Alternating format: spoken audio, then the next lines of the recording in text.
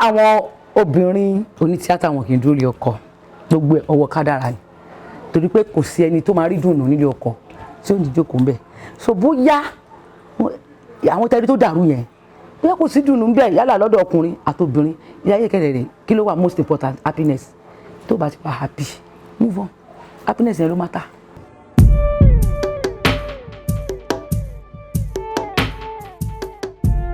Alhamdulillah Rabbil Alamin. Adúpẹ́ f'Ọlọ́run, we thank God for growth, we thank God for good health, we thank God for energy. Adúpẹ́ fún àlàáfíà ara, agbára, okun àtagbára. Adúpẹ́ fún ìmọ̀ tí Ọlọ́run tó increase. Adúpẹ́ fún gbogbo nǹkan mèremère tí Ọlọ́run ṣe nínú ayé wa, particularly nínú ìgbésí ayé mi because we thank God pé bá ṣe wà lánàá kọ́ la ṣe wà lénìí kò dẹ̀ ń ṣe agbára mi kò ṣe mímọ̀ ṣe kò ṣiṣẹ́ ni mo mọ̀ ṣe kò ń ṣe ìwà ni mo mọ̀ wù tó dájú tó bẹ́ẹ̀ jù bẹ́ẹ̀ lọ ṣùgbọ́n àánú Ọlọ́run mo rí gbà so ìyàtọ̀ tẹ́mi fìpò wà ní pé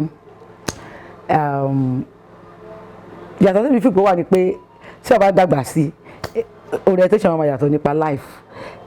view ẹ̀ máa yàtọ̀ bó ṣe ń ro nǹkan àti nǹkan tí ó ń ṣe àti bó ṣe ń ṣe ó máa yàtọ̀ so tó bá dẹ̀ ṣe ń yàtọ̀ náà ni èèyàn náà máa yàtọ̀ so èmi feel pé ìtànà yàtọ̀ sí tèmi yàtọ̀ sátànà yìí tó túbọ̀ lọ́la àti àyàtọ̀ sílẹ̀ àbí bó ṣe lè sọ nìyẹn ní ṣókí.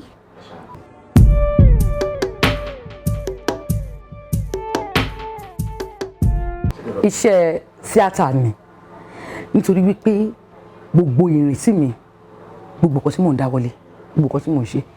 ibi tí mo délé ni ibi tí mò ń lọ gbogbo àwọn ibi tí mo ti fílẹ̀ sẹ́yìn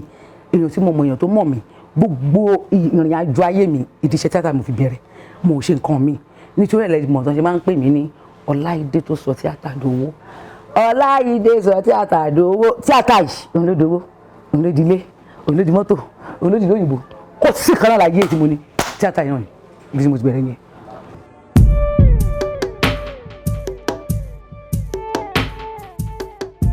ọ̀rọ̀ tẹ́ béèrè mo kọ́ tíátà lọ́nà tó pọ̀ ó pọ̀ o torí pé mi ò growing up láti ọmọdé mi tí mo nǹkan tí mo fẹ́ ṣe mi tí dé stage tí mo máa sọ pé ṣé wọn pé tí wọn bá ṣe ń dàgbà èní wà ló fẹ́ ṣe doctor ọ̀la wà ló fẹ́ ṣe lawyer ọ̀túnla wà ló fẹ́ ṣe engineer so stage yẹn ni mo ṣì wà mi tí decide pé nǹkan báyìí ni màá ṣe because mo rántí pé àtàtìgbà tí mo bẹ̀rẹ̀ tíátà ìkan tó máa ń wá sí mi lórí pé mo fẹ́ ṣe ó sì tó bí 3-4 kan tí mi tí mọ̀ but iṣẹ́ oníròyìn reporter kí ni reporter Yorùbá náà akọ̀ròyìn ṣe mọ̀ pé akọ̀ròyìn wọ́n máa ń travel káàkiri so I think first love mi ò ní travelling so èmi wá ẹ̀mọ̀ gẹ́gẹ́ bí ọmọdé ṣe àgbẹ̀sẹ̀ èèyàn máa wò pé tí bá wá wo TV tí máa wá wo àwọn reporters tó bá lọ report àwọn event wọ́n máa sọ pé lágbájá reporting from Port Harcourt reporting from Kaduna reporting from Ìbàdàn Ọ̀yọ́ wọ́n máa ń pè oríṣiríṣi so mo máa follow 1 or 2 people nínú àwọn reporters yẹn àwọn journalists yẹn so máa rí ká ẹni yìí mo rí ní Kano lẹ́nìí ó ti dé Kaduna ó ti dé Èkó ó ti dé iṣẹ́ yìí jẹ́ kúkú decide final pé mo fẹ́ máa ṣe torí pé kò sí àǹfààní àti jáde fún wa nígbà yẹn sí tí mo fi jáde secondary school mi mọ̀ bí kankan ju school àti compound wa lọ and ilé wa kẹ̀dẹ̀rẹ̀ àwa la ní street yẹn so ilé wa wà ní almost the last house lórí street wa then irú sáà ilé tèmi náà máa ń kọ́ máa like ààyè máa like space máa like compound bàbá mi ni mo fi jọ because that dìbò wọ́n máa ń like tílé bá wà báyìí wọ́n máa like ọgbà àdèmà like ilé tóbi so ilé wa wà ní ẹ̀yìn ọgbà wa wà wájú jẹ́ pé apartment wa wà nísàlẹ̀ so àwọn ò kì í rí àwọn tó ti wà lókè àwọn sì máa ń rí àwọn gbogbo kan máa rí gbogbo bó tó bá wà ní down floor làwọn ọmọ wà so mi ní world view so growing up bí wọ́n ti wá dé secondary school jẹ́ 2-3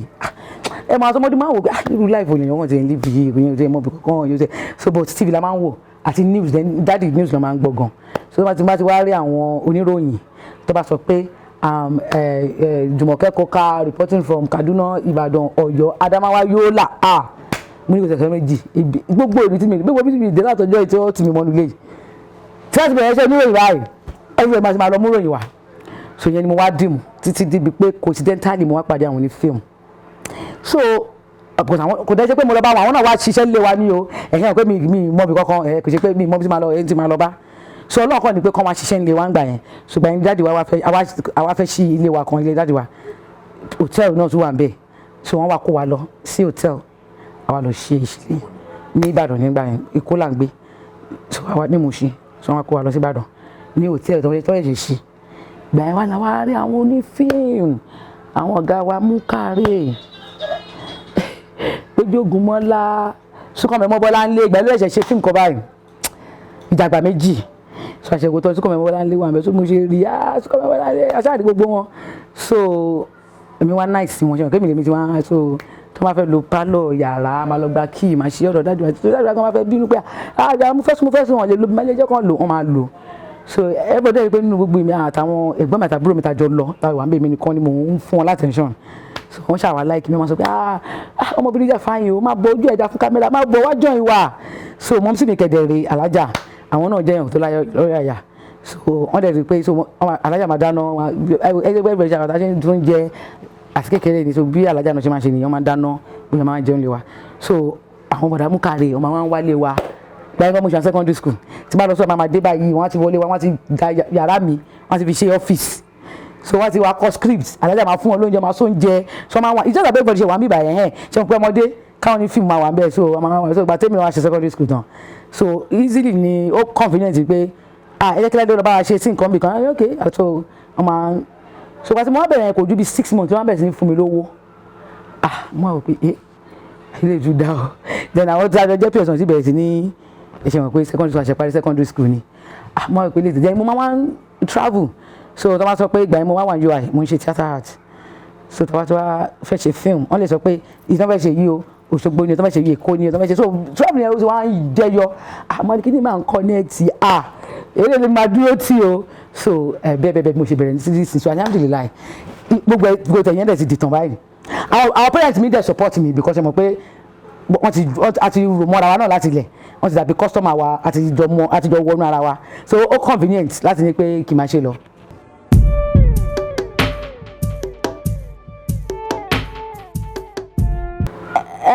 Yes ó influence ìkọ́ méjì ni dáàdì tó bá travel wọ́n máa ra kámẹ́rà wọ́n máa ra iná so àwọn onífíìmù yẹn náà máa wá ń gbà nílé wa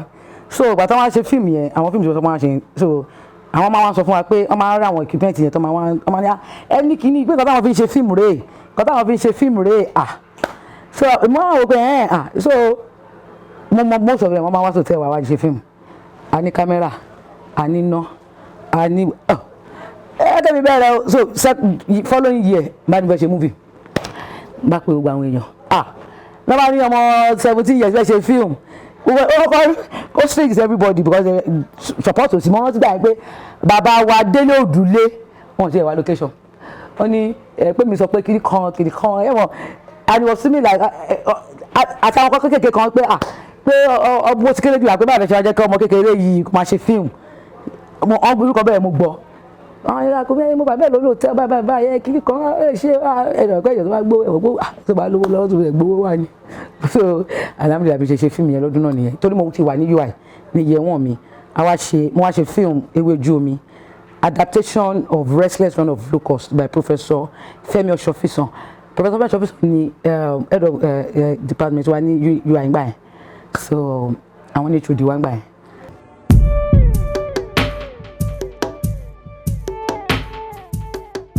mo ṣe eré ọ̀gá wa Múkàrè fíìmù ọmọ ọkọ ṣe first time ever Adéyẹmí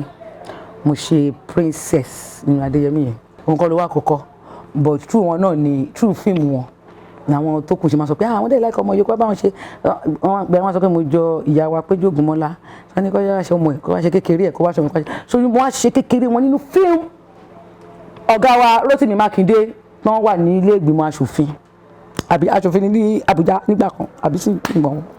so wọ́n ṣe fíìmù wọn gbà yẹn ọjọ́ ẹ̀yẹ so ọjọ́ ẹ̀yẹ yẹn ló wá ọjọ́ ẹ̀yẹ mo wá play lead role ọmọ olówó tó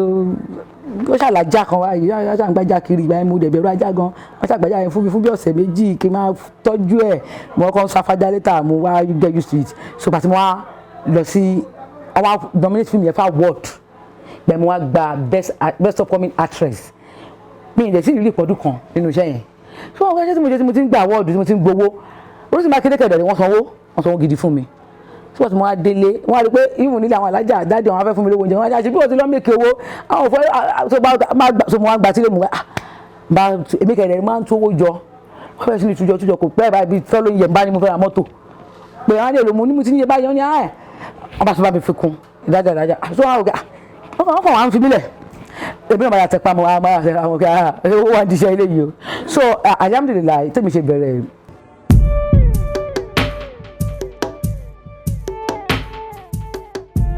mi ì lè rántí bọ̀ ṣe mọ̀ tí wọ́n bá gbé sí owó sí bó ṣe rí ń sìn mi ì lè rántí pàtó bó iṣẹ́ tí wọ́n bá ṣe ń sìn yìí tí wọ́n gba bíi 280 nísìnyí báyìí mo lè fi equivalent ẹ̀ ń gbà yẹn because ṣe mọ̀ pé ìgbà yẹn àwọn tó sanwó yẹn fún mi kò ṣe pé àwọn ni mo bá bẹ̀rẹ̀ so luck tí wọ́n dẹ̀ máa nínú iṣẹ́ fíìmù nìyẹn tí ó bá ti ń ṣe tí o bá bẹ̀rẹ̀ abẹ́ tó mọ bó ṣe bẹ̀rẹ̀ tó rẹ pé iṣẹ́ ìgangan ló ń rí tó fi sọ pé wá ṣe ń bẹ̀ ṣe mọ̀ pé wọn ò ní mọ bó ṣe máa náyàn wọ́n máa ṣe normal ni so wọ́n ṣe normal.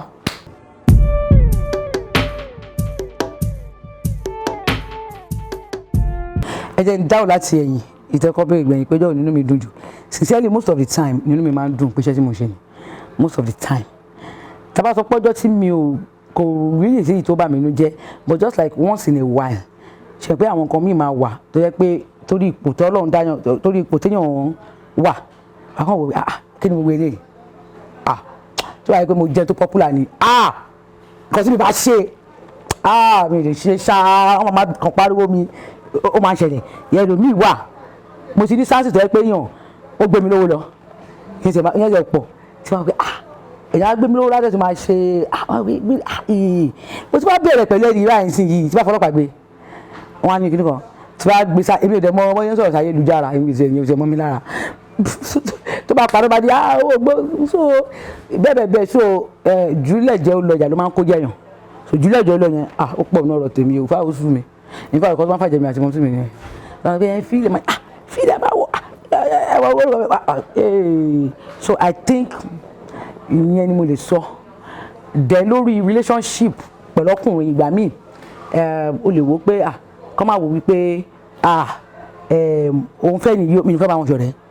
so ìyẹn ṣẹ̀ṣẹ̀ mi gan so ẹlòmíì wà àwọn èèyàn tó yẹ pé ṣe mọ̀ wọ́n wò pé àwọn lẹ́nu ó fẹ́ràn obìnrin tí bá tẹ̀ sí bá ṣọ̀rẹ́ àwọn máa lọ kàbí máa tó ti ń fẹ́ o mi ní bá wọn ṣọ̀rẹ́ but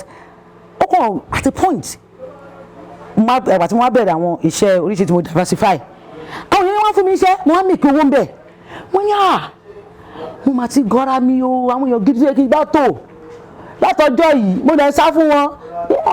torí pé mo rántí ìgbà kan tí olúmẹ̀ntì fẹ́ ṣe yahoo yahoo ìfàmà fọ́sínà ọmọ ló bá bẹ́ẹ̀ mi kí wọ́n bọ̀ ń ṣe fídíò vixen kí wọ́n bọ̀ ń jó nínú fíìmù yẹn mo ní èmi kí n lọ jó nínú orin kó wá dọjọ́ àti wá lọ́kọ̀ kó wá mú mi lọ́lé kan ní àṣẹ tó ń jó nínú yahoo ẹni tí olúmẹ̀ntì àti fẹ́ẹ̀ bá sọ irọ́ ò lè fẹ́ o ṣùgbọ́n orúkọ bẹ́ẹ̀ yẹn ṣé mo kí ṣe máa ti wà modest jù ìmọ̀ pé irọ́ wọn rí pé mo kàn fi ń lose out ni at a point gan mi wá sí town mi mọ̀ ọkọ̀ tó ń ṣẹlẹ̀ ń gbòòrò ṣe mọ̀ láàárọ̀ àwọn obìnrin báwo ló ṣe ń lọ́mọ ẹ̀mí mọ̀ mo ṣáà máa ń dáko so àwọn ọkọ̀ disadvantages ẹ̀ wá ń yọ mọ́ ní so I think àwọn yẹn ni mo lè sọ wípé but if not other from that mo nífẹ̀ẹ́ iṣẹ́ tí mo ń ṣe ó tẹ́ mi lọ́rùn kò gbogbo ìgbà ni mo máa ń dunnú pé tó bí mi ṣe wà yìí mo ti débi tí mo ti fẹ́ ra ọjà rí mo fẹ́ ra ọjà almost 5 million wọn gba wọn naira mo kó gbogbo ọjà lọ mo dẹ̀ transfer owó sí wọn ṣàpè kálẹ̀ lómi kò lè but ọlápọ̀ mọ̀ọ́yàn ó dẹ̀ máa ń ṣe gẹ́sẹ̀ máa ń ṣẹlẹ̀ láì mọye ìgbà so.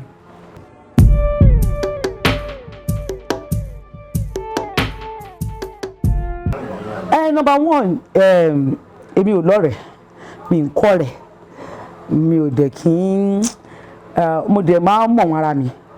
then mi ò kọ́ rẹ̀ náà ni iṣẹ́ rẹ̀ mi gbogbo ọ̀rẹ́ mi máa bá ṣe o àmọ́ ẹ̀yàn tó bá wù tó bá mi ṣe owó ẹ̀kọ́ mi tó bá mi ṣe bọ́ inú tèmi ṣe rí ìdí wọn bá gbogbo èèyàn ṣe ẹ mọ̀ pé ibi tá dẹ̀ ti bí oníkálukú background wa ó yàtọ̀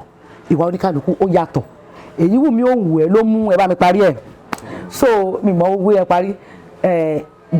mo believe pé background oníkálukú àti ilé tẹ́ oníkálukú ti jáde tẹ́ bá wá sọ́dọ̀ mi àwọn tẹ́ bá rí mi mọ́ àwọn tèmi nìyẹn àwọn èèyàn mi gangan tájọ wà tájọ nífẹ̀ẹ́ ara wa tájọ ń bára wa ṣe alhamdulilayi wọn fọ́ mi jẹ́rí mi ìfẹ́ wọn jẹ́rí dúpẹ́ fọlọ́.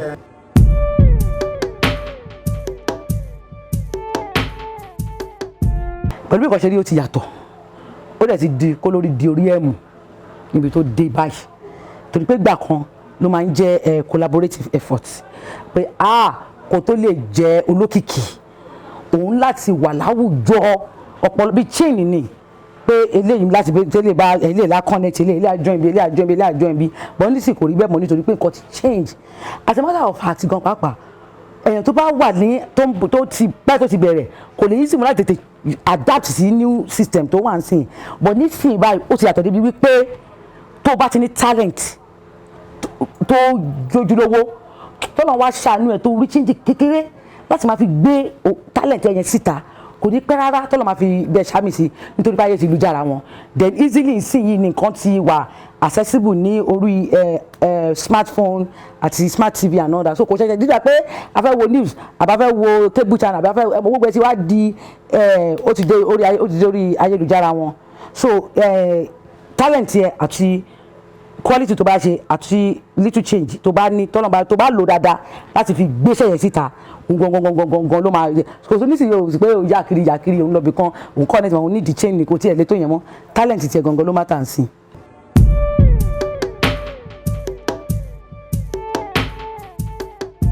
alákọ̀ọ́kọ́ lórí pé téèyàn bá fara lẹ̀ kò ní róró gbà